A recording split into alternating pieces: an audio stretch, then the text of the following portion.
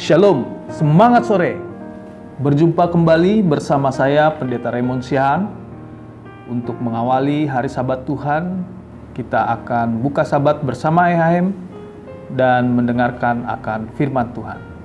Sebagai satu ayat yang akan saya sampaikan pada sore hari ini, tertulis dalam Matius 19 ayat yang ke-26.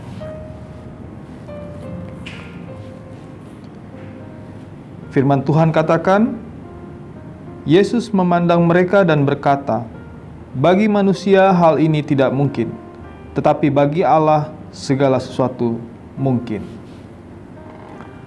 Unta adalah binatang yang besar, dan unta dromedaris memiliki satu punuk. Unta memiliki tinggi 7 kaki dan berat 1.700 pon. Binatang liar di Israel kuno ini adalah satu contoh yang Yesus mau nyatakan kepada orang-orang pada zaman itu. Karena ada seorang kaya yang menolak Yesus karena hartanya. Matius 19 ayat 23 dan 24. Apa benar seekor unta bisa masuk lubang jarum? Tentu saja bisa. Di zaman itu, di waktu zaman Yesus di Yerusalem, ada satu lorong yang dimana lorong ini memanjang. Ada pintu utama dan pintu darurat. Biasanya pada sore hari, pintu utama ditutup. Sementara pintu darurat, pintu yang dimaksud ini adalah pintu yang kecil yang dikatakan lubang jarum. Jadi tidak bisa orang masuk dengan ukuran yang cukup besar. Biasanya dikawal oleh 2 pengawal.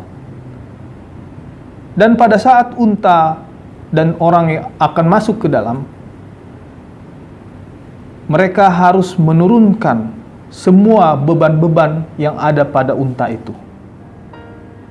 Setelah beban-beban itu diturunkan, maka unta akan merunduk dan masuk ke dalam lubang jarum ini atau pintu darurat. Sehingga unta dan orang-orang yang membawa barang-barang tersebut dapat masuk.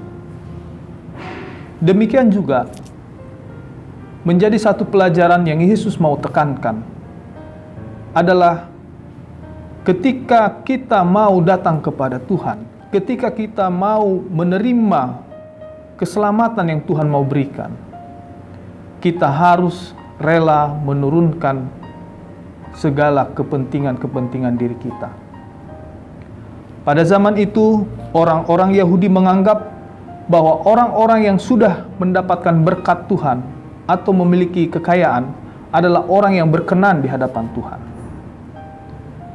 Sementara orang yang tidak mendapatkan berkat atau orang yang miskin tidak berkenan di hadapan Tuhan.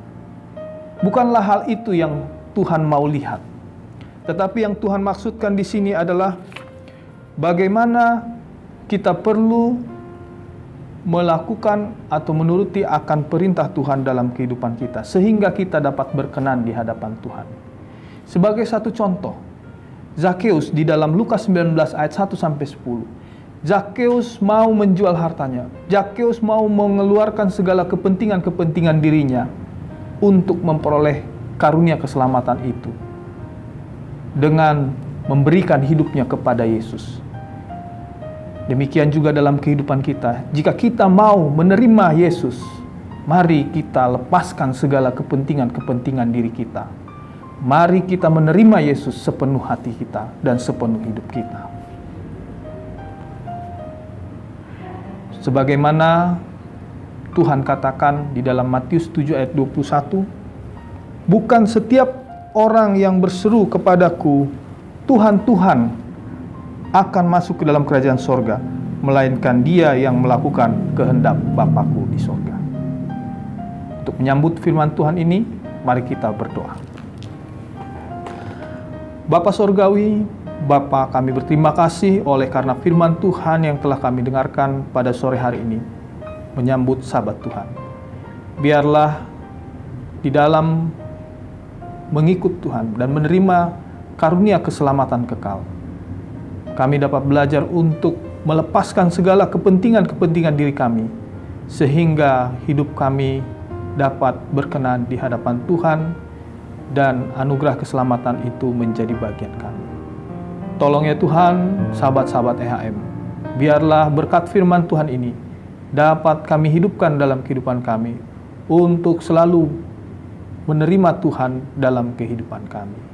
Terima kasih Bapa, doa ini kami sampaikan di dalam nama Tuhan Yesus. Amin. Besok jangan lupa kita bergereja di tempat kita masing-masing. Bagi sahabat EHM yang rindu untuk bergabung bersama kami tidak bosan-bosannya mengundang saudara-saudara untuk bergabung bersama kami yang bertempat di gereja kita di alamat Jalan Pemuda Depok nomor 47C. Tuhan Yesus memberkati.